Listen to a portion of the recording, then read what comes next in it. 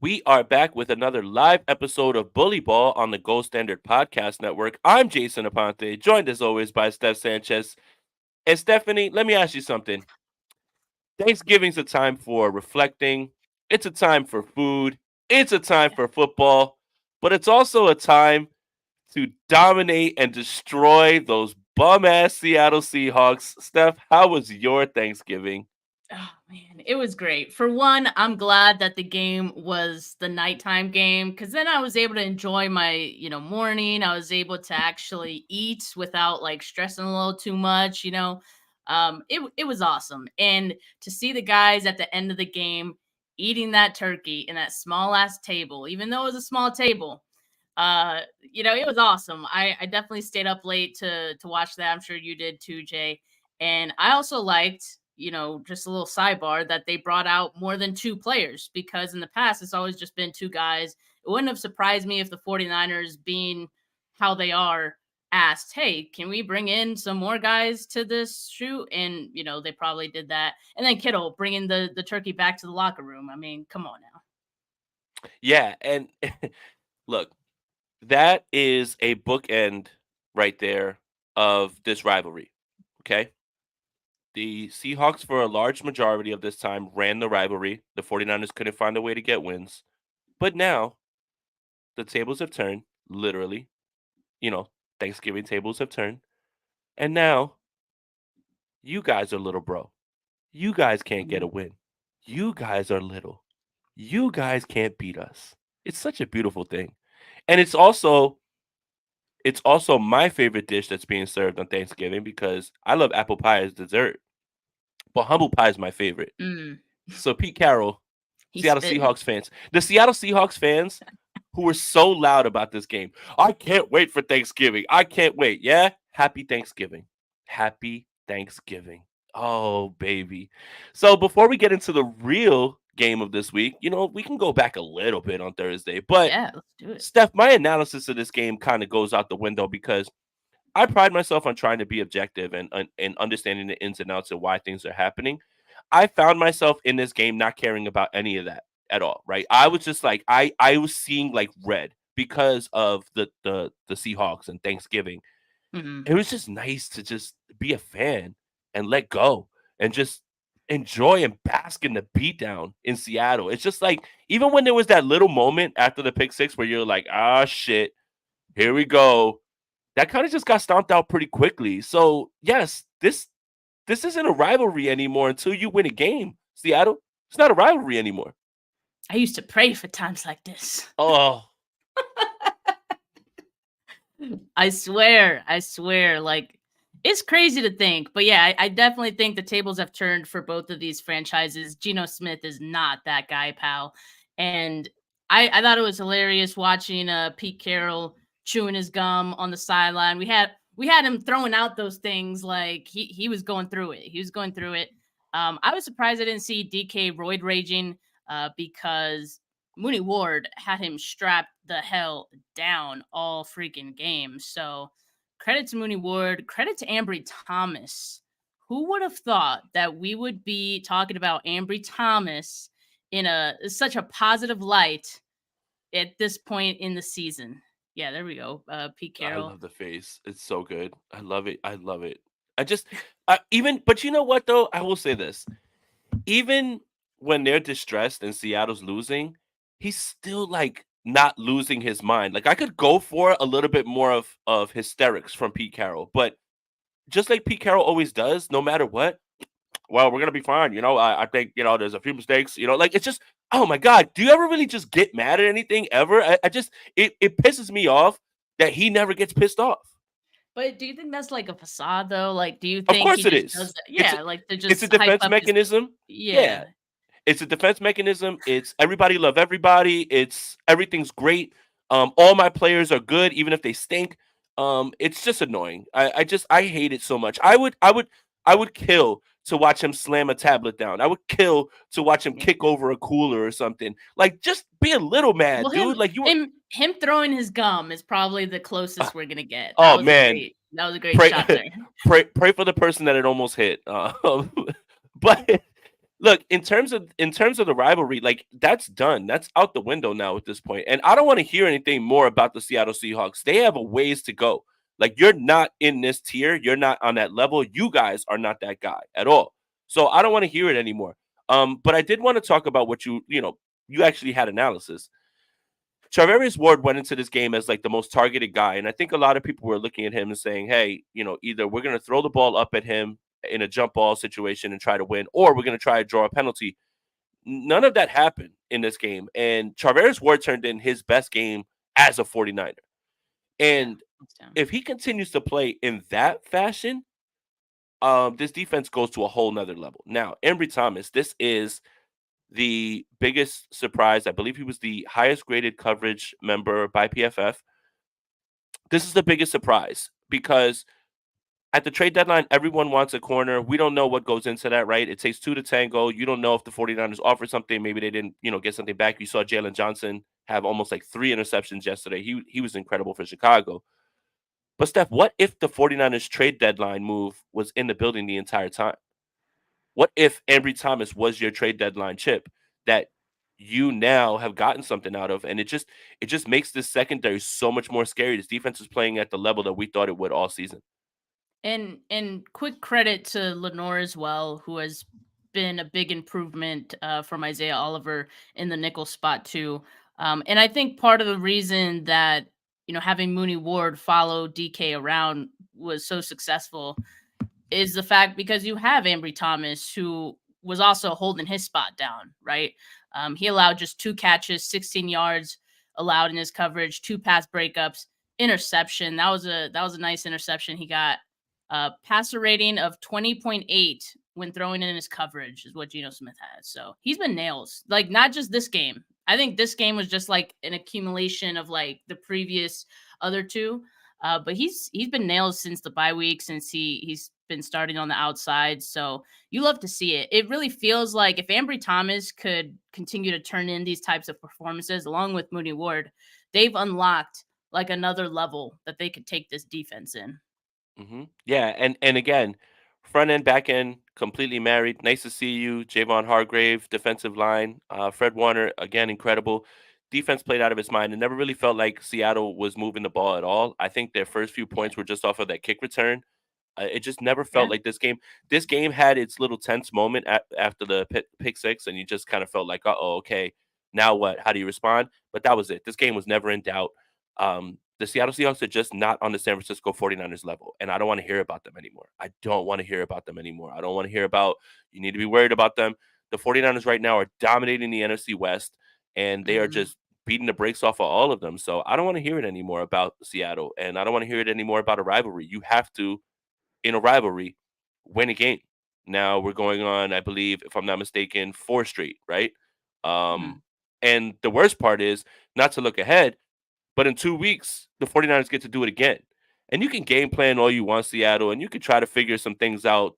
There's nothing to do with a talent gap. When the talent gap is this far, when this team is just better than you, game plan your little hearts away because it's just going to happen again. There's nothing you can do. So it's really nice to be on the other side of this. So if you notice, I know. I'm taking a longer victory lap on this because the game did happen on Thursday. Today's Tuesday, but we haven't had a chance to talk about it.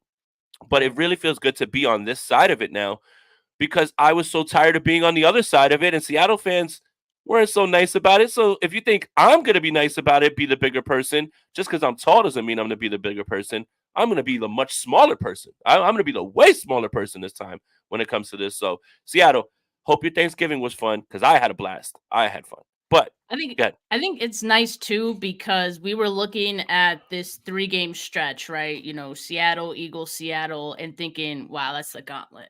But Yeah. suddenly seeing how the 49ers performed against Seattle, it's a nice little test, I think, as far as just perseverance more than anything because you're playing in Seattle, you never really know what can happen. You can't let your guard down kind of thing. So in that sense it was a bit of a test, but as far as the talent, you mentioned the talent gap, that is definitely there. So suddenly like this stretch does not look scary. Like the only thing that the 49ers are focused on now is beating the Eagles, and it's really just a Seahawks sandwich there, and we're now in the meat of the quote unquote gauntlet, which is Hey, not yo. so scary.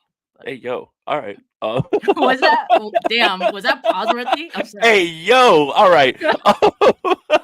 What? uh, no, well, let's talk about I'm the like offense a saying it little back bit in my too. head, like It just as soon as I heard it, I was like, "Hey, yo, all right." But the thing is the offense was really good in this game as well too, right? Like obviously the absolutely. numbers. Brock Purdy has 200 something passing yards. But Christian McCaffrey back to running the football. I really enjoyed what I saw from Elijah Mitchell as well too. I think that's something that we're kind of losing sight of. Every week he seems to be a little bit better.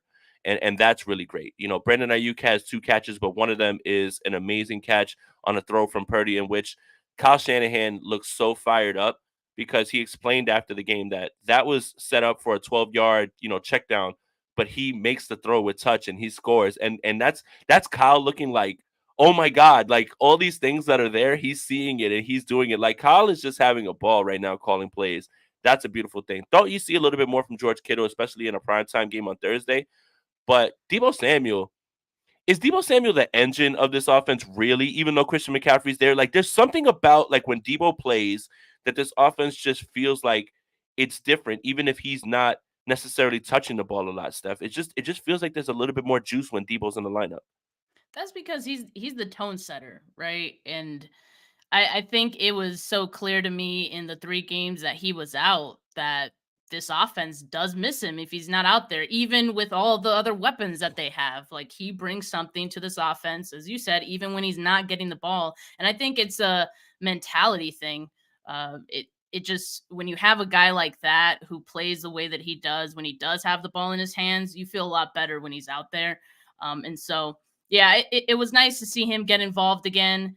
Uh, I would like to see that carry into this game against the Eagles too. I'm sure we'll talk about actually, let's just get into it now. Like the 49ers have an advantage in Hmm. terms of the rest, right? Like Hmm. they have 3 Finally, days extra rest going into this one. The mini Eagles buy. played mini bye. The Eagles had a tough 2 game stretch going into this game, including that OT game against the Bills. Their defense played 92 snaps. Good. So I think you could take advantage of that as much as you can going into Hmm. it as far as the play calling goes, right? Let's dial up some more runs for Debo Samuel, some yards after the catch. I've actually thought it's been interesting that the 49ers, like for a few weeks now, haven't really relied on yards after the catch to move the football. Hmm. You think about how much they relied on that, in seasons past. And you talk about Brock Purdy and how he's able to push the ball downfield. You no longer really need that element, but sometimes I feel like it's nice to have it in your back pocket. Like 'cause Hmm. they can always go back to it if they want to. They could still do it. They have the guys to do it. So again, like this could be one of those games where maybe you bring that element back a little bit just Yeah. to move the ball, just to put more mileage on these Eagles defensive players. Yeah, absolutely. I mean, you can't look at the as many places they've had and not think that way, right? But for me, when you look at how the 49ers have 4 teams that they faced off of a bye this year, the least amount of rest, right? Like this mini bye is perfect right here in front of this game as well too, so they can get ready. I don't have any sympathy for the Philadelphia Eagles. Nobody was having sympathy for the 49ers when they had to go out there, on short rest or fly across the country, whatever. At least they get to stay home. They get to stay home and they get to wait for the 49ers. So, yeah, that's definitely an advantage. When you look at the time of possession the last 2 weeks, offenses have been doing a good job possessing the football. I suspect that the 49ers are going to want to get back to that in this game as well, too. I do think there will be those design shots in there that we thought we were going to see in the NFC Championship game. But that brings me to my first rant of this episode. Um, the beef has been reignited. Hassan Reddick said there's a lot of boo-hoos. Debo Samuel says he doesn't regret Regret. saying anything when he called James Bradbury trash. Yeah. This is my message to the San Francisco 49ers. Put up or shut up. I don't want to hear about what you're going to do. I don't want to hear about what you could have done. Go do it on Sunday. You're not going to get a chance to win the NFC Championship game on Sunday. And you're not going to get a chance to step into the number 1 seed on Sunday. But what you are going to do is be able to shut up all of this talk that's been happening since the end of the NFC Championship game and has bled its way all the way into November 28th of this same year. You hear Chauncey Gardner-Johnson, who doesn't even play for this team, who has problems with this team, right? Javon Hargrave's now on the other side. All the 49ers did during Super Bowl week when I was down there to talk about what they would have done. All I heard was what the Eagles said about, well, they're sore losers. Well, you know what? No more talking. Get it done. And if you don't get it done, I don't want to hear any excuses at all after this one. If you do not beat the Philadelphia Eagles, I don't want to hear an excuse about we could have did this. We could. No, no, no, no, no, no, no, no. Sunday's your game. Get it done. Put up or shut up. I don't want to hear it anymore. No more talk. If the 49ers win, you don't get the NFC title game, but you let everybody know that if we need to come back here, we can do this again. So this is more than just a win in the standings for the 49ers. It's more, let's send a message that if we Yeah. do have to come back here, we're built to come in here and beat you. And also, we probably would have done this in the NFC Championship game. For me, just go ahead and handle business. No more talking. I don't want to hear it anymore. I don't want to hear any 49er from now until Sunday talk about that NFC Championship game. Talk about what you're going to do on Sunday. Yeah, it's a statement game, right? And they gotta stand on business on Oh, Sunday. I love that you threw that They in there. gotta stand on business. Standing And on I business. I think I I think when you hear Ayuk and Debo talk about the game, I think they talked to the media yesterday. You get the sense, right, that they're not trying to do any talking because they know, like, okay, we already did our talking after the NFC Championship game, and now we're gonna let the pads do the talking, right? So it's really how it has to be for both teams. And one thing that I think is not being talked about enough because there's so many storylines going into this game, right? I mean, is Brock Purdy. Like, what is the mindset that Brock Purdy is going to have going into this game? And if I know anything about Brock Purdy, which I don't know much, but I know how he acts on the field and all that, the swagger he has to him. I think he's going to go into this game with extra motivation, right? To prove that he could have won that game in the Hmm. NFC Championship. And so I think we're going to see a great performance. I think part of the improvements that we've seen in Brock Purdy's game has some to do with that play. Because I think he blames himself for Hassan Reddick getting to him because he thought just a second longer about letting that ball rip to Ayuk, right? Hmm. And so what have we seen this year from Brock Purdy? We've seen anticipation throws. We've seen him being even more decisive than he was last year, right? So I think we're going to see all of that in this game, maybe a little bit extra. I think Brock Purdy is going to come to play, and I think all of these playmakers as well, Debo, Ayuk, Kittle, even like all these guys, because they got something to prove. Yeah, 100%. And I'm fine with you being upset about what happened in the NFC title game. I'm just tired of the talk about a game that is over now. Even though this win isn't going to give you an NFC championship ring and send you to the Super Bowl, you still just have to let people know that if we need to come back here, we can, and this is what we would have done. So, rant number two, and then we'll get back to actual football. But I am tired of hearing about the goddamn Rocky statue, and I want to explain something to everybody real quick. In 2021, I went to Philadelphia to watch the 49ers play the Philadelphia Eagles, led by Jimmy Garoppolo after a win against the Detroit Lions, and 49er fans plastered Rocky with 49er stuff. Do we remember how that game ended? The 49ers won. And then last year, people put stuff on Rocky, and the 49ers lost. And now, it's, oh my God, please don't touch the Rocky statue. Wait, guys, are we 12 or are we adults? Are games played on football fields or with superstitions? Please, I beg you to stop worrying about something as silly as a fictional boxer. I mean, it's dumb enough that Philadelphia cares about Rocky as if he's real. They don't even like Sylvester Stallone. They like Rocky. And yet, you cannot deface a fictional character because it somehow has something to do with NFL football. Guys, wake up call.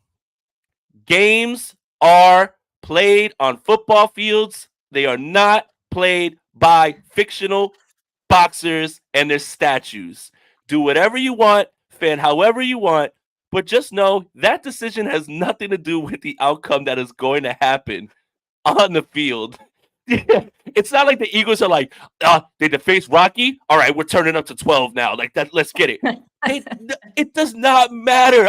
I'm just the amount of people nervous about a fictional boxer statue is insane, man. Guys, I'm more worried about what are the Eagles going to do on offense, on defense, rather than did you put something on when you put something on Rocky. Like, they don't even care about Sylvester Stallone. Rocky's not real, guys. Come on. Sorry, I had to get that off my chest. Personally, I rock with fictional Kyle Shanahan than fictional Rocky, Oh yeah. but Fake Kyle Shanahan's my goat. yeah. I met him at the NFC Championship game in LA, man, and he's out there with the play sheet and everything. Oh man, but yeah, I mean, people even in the comments are like, "Man, that's bad karma. That's are you But was 12 it for?" bad karma when they did it in 2021 and won? I mean, I I just don't get it. How does it is which way does it work? When you did it in 2021, it worked and everybody didn't say anything. When it happened in 2022, that's the reason that Brock Purdy's elbow got torn to shreds. Like, which is it, guys? It's just there's no rationality towards this. There's no like the idea of bad karma is only if you believe in stuff like that. None of that has to do with what's going to happen on Sunday in the game. Come on. Like it's one thing if you're superstitious. Like I get it. Like, sometimes if the 49ers have won and a shirt that you keep wearing on Sunday, maybe you want to wear it the next time around. I get it. But like we're talking about a statue of a fictional character. Like it's not an actual person. Like, come on He didn't now. even win in the first Rocky. He lost. Yeah, so no, I'm not worried about it. I understand that people are superstitious and all that, but it's like Jay said, it's only becomes real if you believe in it. But Yeah. anyway, I have a rant of Rocky my own, defeated Jay. communism. Shout out Brett for that Shout out comment Brett and just Rubbeck. being awesome in general. Yep. Um I have a rant of my own, and because I come on here and I complain every once in a while. Look, I did want to point out that the 49ers did improve in a number of areas in week 12. And so now I'm looking for them to continue, that momentum and keep it rolling in week 13 against the Eagles. So third down efficiency improved a little bit. It went from in week 12, they converted 45% of their third downs compared to 36 in the previous 2 weeks. They also turned 75% of their red zone trips to touchdowns compared to 37 in weeks 11 and 10. So that's great, right? You want to see that to continue. Ideally, you'd want to see the third down conversions increase even more. But as far as penalties go, they cleaned that up. They had 7 penalties in week 10, 7 in week 11, just 3 against Seattle. 4 missed tackles against Tampa Bay. They had 5 against Seattle. So that's something, they're keeping relatively low. Here's one thing I want to see improve, though, as well. The 49ers defense has been getting turnovers for this team, but they're not doing a great job. The offense isn't doing a great job of capitalizing on those Mhm. turnovers. At least it's not as much as you would like. They didn't get any points off of Ambry Thomas, his interception. They got just 3 points off of DJ Dallas's muff punt.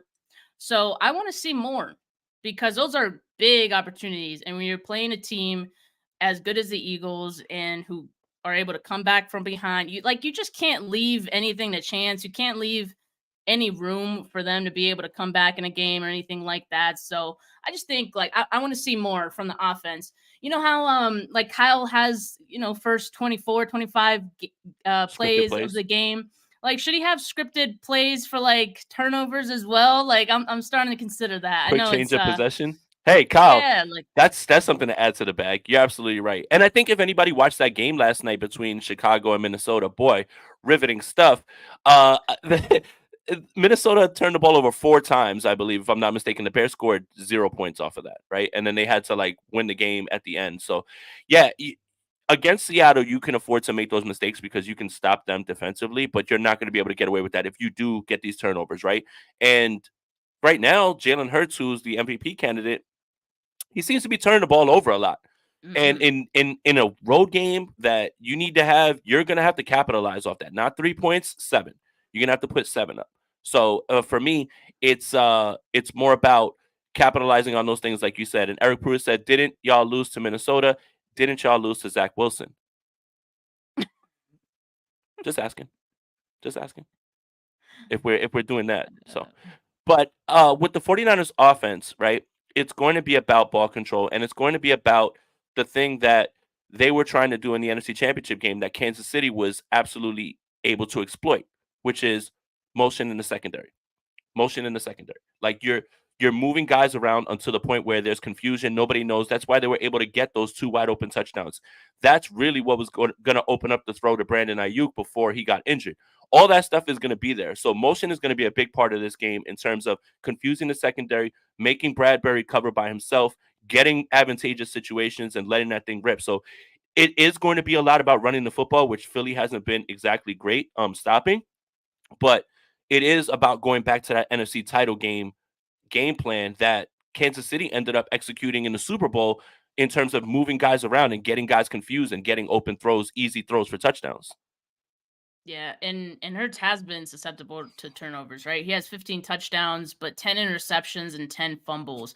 So that tells me the opportunities are going to be there for the 49ers defense. But again, the 49ers offense, they do have to capitalize on it. Another little stat is Eagles have 5 games this season with multiple turnovers. So yeah, the opportunity is going to be there, but you got to finish the job. Um, to go along with your conversation on, the motion and just what I think like the 49ers offense are going to want to do in this game. I mean, I already talked about the advantage that they have with the extra rest, but, I think one of the things that a lot of 49er fans are talking about is the Eagles passing defense, because Mhm. a lot of people have kind of seen that as a weakness for this defense. They're giving up an average of 256 passing yards per game. That is 29th in the league. I don't watch a ton of Eagles games, so I don't, maybe Eric in the comments can chime in on this one.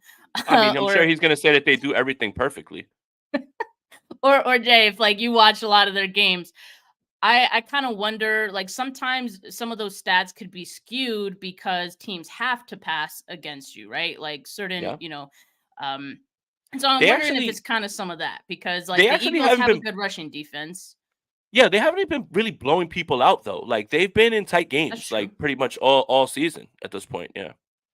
Yeah. So the 49ers, teams are passing on them 67% of the time. Uh, Teams are passing against the Eagles 68% of their plays. So, uh, kind of similar in the way that teams are playing against both of these defenses. But I think Kyle is going to be able to cook some stuff up, right? Yeah. And I think with Brandon Ayuk being what he's been able to do, this year, the connection that he has with Purdy, I already talked about Debo Samuel. Kittle was quiet, the past week, but he could be someone that, could potentially expose some of those open spots in their defense as well. The biggest thing, though, with me is that I worry about with the Eagles is that they've shown hell of an ability to come from behind, right? Yeah. They lead the league in second half points. The Yep. 49ers are fifth, by the way, for what it's worth. Um, but I saw a couple stats that like kind of blew my mind, but at the same time, not really, because I've seen it with my own eyes. Jalen Hurts' quarterback rating when winning is 65.9. When losing, 121.9. His Yeah. EPA per play when leading is middle of the pack. But when trailing or tied, it's a little over zero point 0.4. And I saw it on a chart. So, like, the numbers don't really illustrate it like I'm saying it. But in the Mhm. chart, Hertz was far and away, like, had a higher EPA per play than any other quarterback when trailing or tied. So, that's the thing I'm worried about with the Eagles offense more than anything. And I think that's their greatest strength, just their Mhm. ability to be able to persevere in a game. You got to Yep. play all 4 quarters with them, and you can't get Yep. comfortable. Yeah, you know what? I think that is bang on because the one thing that I admire about the Eagles, and regardless of the circumstances of how they win, they find a way to win. And the 49ers still haven't done that yet, right? They haven't done that yet. But Philly is just finding ways to win, and you have to give them credit. Now, if you're going to blame the refs, you're going to blame drop passes, fine, fine, and fine. But at the end of the day, they get the wins, and that's why they're 9-1, right? Like that's something that you cannot overlook. But I wanted to go over some of their defensive metrics and their numbers. So total yards per game, they are 19th in the league with 341 per game allowed, 5.22 per play, 16th in the league. They're third in rushing yards per game. The 49ers are actually second, but they are allowing 4.08, which is 12th on per play rushing. 29th in passing yards allowed, 255.7. They are 31st in interception rate, 1.32%. They are not turning the football over in that fashion. They're actually 21st in sacks per pass attempt, which is shocking, 7.02%, especially with the way that they started out early on the gates. They allow the 27th most first downs per game, 21.1. They allow 22.4 points per game. And they are actually in the red zone 28th, allowing a touchdown on 64 or allowing a score on 64.86% of those red zone trips. So yeah, look, those numbers are fine, right? Like when you look at it that way, but somehow they still find ways to win the game. And I think Mhm. that is what we should be talking about. I think that's why a lot of people have Jalen Hurts at the top of the MVP candidate, list. I don't necessarily, just because I think if there was ever a year to give it to a position player, it's probably this year. Just because there hasn't been one quarterback who's just been dominant the entire time, right? Like it's for weeks you think it's Mahomes, for weeks you think it's Allen, for weeks it's Lamar, for weeks it might be Hurts, but it's not all across. For weeks it might be Dak, right? Like I think Dak's playing really good football too, and nobody ever wants to say anything about that because it's against some bad teams. But he is playing good football. I just don't know. Like me watching as much of the Eagles as I have, I think it's based on the fact that they just find ways to win games more than it is like Hurts being dominant. But yeah, I want to this, but I don't want to have it come off the wrong way. But it probably will anyway, so I'm just gonna say it. While this team is 9-1, this team is not as dominant as they were last year. Like I don't see the same team that I saw last season. And early on in the year, I was just chalking it up to new play caller. They'll figure it out, right? Like, but we've got a 10-week sample size of them kind of just letting teams hang around that they were normally dominating and having games be a lot closer than they were. That's not to say that, oh, this is what the 49ers should be, like hanging their hat on, whatever it is, but there's a lot of these games for the taking. Now, MVS catches a pass or Justin Watson can catch a pass. We're talking about something completely different. Buffalo has Gabe Davis turn in the right direction when he's running wide open for a touchdown. That game goes a little bit different, right? You can't count almost losses as like a loss, but this team is not the same as last year because last year they were straight up just dominating people, and it feels like almost every game they're in the thick of it all the way to the end. That's fair, but at the end of the day, like they're winning. Like if the shoe was on the other foot, we'd be like, I don't care how they win as long as they're winning, kind of thing. So, um, that's all that matters in the NFL. If you're getting wins, you're getting wins, right? It's not like the same as last season when we were watching like the Vikings like win against all those teams. We're like, they're frauds. We know they're frauds. Like, and I don't think that's what you're saying, Jay. I'm just saying that it's like I still fear the Eagles just for that one fact that they seem very resilient. But I think there's a lot of things I think the 49ers do have the advantage in. It was crazy, right? Like I think the 49ers defense is better than the Eagles defense right now. Like if you're just looking at the past 3 weeks, and I know like it's a small sample size, right? But if you're just looking at the past 3 weeks for both of these teams, like I would say the 49ers defense have the advantage over the Eagles defense. They're still at the top in points allowed category. In the last 3 games, they're averaging 10 points allowed to their opponents. Eagles are allowing 24.7 in their last 3 games. That's same as the Seahawks defense, actually, who we just played and curb stomped, right? So and you mentioned like the sacks, and surprisingly, like their defensive line is not getting as many sacks as you would think because they got some dogs there. I think a lot Early of in the year they them, were. yeah, I think a lot of them like are built for like run defense mostly. Yes. Like, Jalen like Carter's a stud. I can't oh believe they yeah, just let them fall to him. I'm still pissed about it, but yeah, he's crazy. He's crazy. He's a freak athlete. And yeah, so the 49ers sack rate since week 10 is number 3 in the league at 15 sacks in that span. Compared to the Eagles, they rank 24th in that span. It's a small sample size. Okay, Mhm. fine. If you look at the full season, 49ers sack rate is 14th, Eagles 21st. So, and that's crazy because you think about all those games where the 49ers defensive line weren't even getting that many sacks, and yet they have a higher sack rate than the Eagles defensive line. In this game, like I don't think the defensive line is really going to be going for sacks in this one, I think you're looking for containment because Jalen Hurts he's dangerous with his legs. He can get moving, he's quick. Yeah. So I don't think the sacks are going to be there for the 49ers, but I think that will be by design. I think you're just looking to keep him in the pocket as much as possible and, Hmm. force him to throw it out of bounds or whatever, what have you. The one thing I'd be nervous about with the 49ers offensive line against the Eagles defensive line. That's where I think clearly like the Eagles have the advantage because the 49ers offensive line has been below average like all season. That's putting it nicely, right? Like I didn't want to use a a bad term, but Right. that's putting it nicely for them. I think Brock Purdy has done a ton to mask the deficiencies of this offensive line. He creates more time for himself. He's able to escape the pocket every once in a while. I do want to say, like, just a sidebar there. Purdy had a couple of like sideline throws, one to Kittle. There was another one to Debo Samuel. Both, Hmm. didn't count. One was because there was a flag, and the other one Hmm. I think was out of bounds because Kittle got pushed out of bounds. But those were some nice throws. So that Yeah. was nice. I want to see more of that. Yeah. Anyway, but I'm concerned about the 49ers offensive line. And tell me what you think about the right guard spot right now, Jay, because Spencer Burford was out, last week. John Feliciano played in his place, but Feliciano went and gave up 4 pressures and I think 4 hurries or something like that. And Hmm. in his place. So not quite the performance like you would have thought to Hmm. like sway you to be like Feliciano's our starting right guard for the rest of the Hmm. season. Do you think they rotate those guys like they did Brunskill and Burford last season?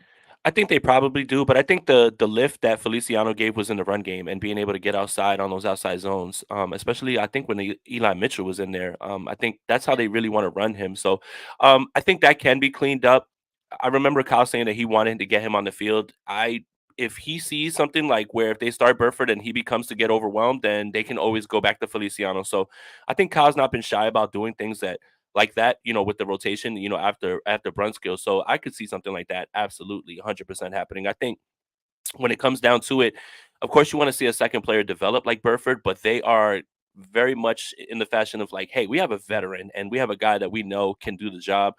He can be adequate.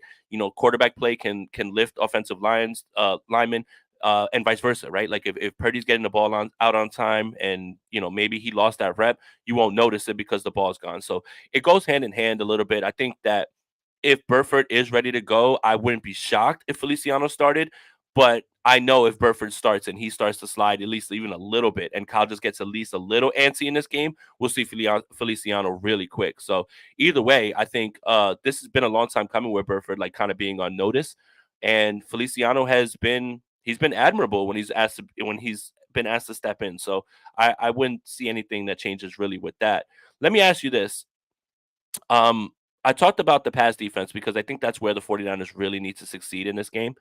And I wanted to highlight two players in the secondary, Darius Slay and James Bradbury. And I think that their numbers are very telling as to where this pass defense is, especially in the secondary. So essentially, Darius Slay has 499 coverage snaps. James Bradbury has 488. So a difference of 11, essentially the same this season, both in 10 games. Uh, they're targeted a nice number of 69, both of them. Um, uh, Darius Slay is allowing actually a 65.2 percentage of his catches. So 45 out of 69, 37 out of 69 for James Bradbury, 53.6. But, but the difference is the touchdowns allowed. James Bradbury has allowed 7 touchdowns and an NFL passer rating of 100.9. Darius Slay has allowed 2 with 84.9. These are the two guys that you really need to go after and find a way to put them in position where they need to cover one on one with some of those routes that seem to be wide open, right? All the time. Like we look around and we're like, why is Debo wide open? Why? Well, this is the way that you can scheme up the offense, but it has to go through these two guys. Like for Debo Samuel to say that he's not backing down from James Bradbury being trash, then all right, you've got to go out there and you've got to do something against him right now. So it looks like these are the guys that you would have to actually attack. And when you look at Darius Slay's number of 511 receiving yards allowed, 218 are on Yak. And the average depth of target for both of them is James Bradbury 12.2 and Darius Slay 10.1. But I think it's quite obvious what you need to do on offense and who you need to attack. And I think that's where you go with it. Yeah, and I think it's funny. Like Debo has something to prove against both of both of those guys, right? Because Darius Slay, unprompted, by the way, was talking trash a few weeks ago. So Debo is going to have it out for both of those guys. And yeah, I mean, I think as we mentioned earlier in the show, like I think they are kind of susceptible to some big plays here and there in the secondary. And so I think Kyle's going to be able to dial it up. Whoever's going to take, right? Like I don't really care what they do if they decide to go the yak route, if they decide to go like possession receiver, Ayuk downfield, like okay, let's do it. Like I don't care. But I think the 49ers have the playmakers to win any which way. And Eric, our resident Eagle fan in the comments earlier said that Bradbury's is toast. So he's burnt toast out there. So He that's was coming from last an year. Eagles fan, He right? was So last year too. That kind of happened in the Super Bowl, and it was showing itself. And that's what the 49ers were about to do. So that's why, yeah, again, yeah. whatever it is that you were going to do in the NFC Championship game, do it. Like, I don't want to hear I mean, anymore about what you would have done. like, I don't think you can do it to a T because, like, it's a different defensive coordinator now. So I think some of those things will be different, but like a lot of those guys are the same players, right? So Yeah. you know what their weaknesses are. Kyle looked at them under a microscope, and I'm sure he has certain plays dialed up against certain guys. So yeah, and also Christian McCaffrey was on his way, I think, to having a great game against the Eagles Uh, too. Like I don't you know, remember that run? Don't you remember man, that touchdown no run? Like man, it just gave for me just hope. yeah, just No, for a it gave small me second, hope. just for a small second, you were like, oh my god, is he gonna do this? Yeah, It gave me hope, that's a man. tough pill to Also, swallow because he's like running through every Eagle and he scores, and you're just like, oh, uh, like it's so close, like oh my god, like hey maybe, and then nah, it just falls apart. So yeah. also shout out all the Eagles. Thank you for the views. Thanks for the engagement. It Well, helps us out a ton. I well, I appreciate will it. say this. I will say this. I I'm the type of person who stand on business. One man army against 50. And I want to know something real quick. If this doesn't go your team's way and you're in here talking crazy, are you going to be back? Are you going to be back on our stream saying, "Hey, good game. You got it." Or are you just going to disappear? 100 stand on business. Stand on it. Because if you don't show back up, you're telling me what the Philly fans are.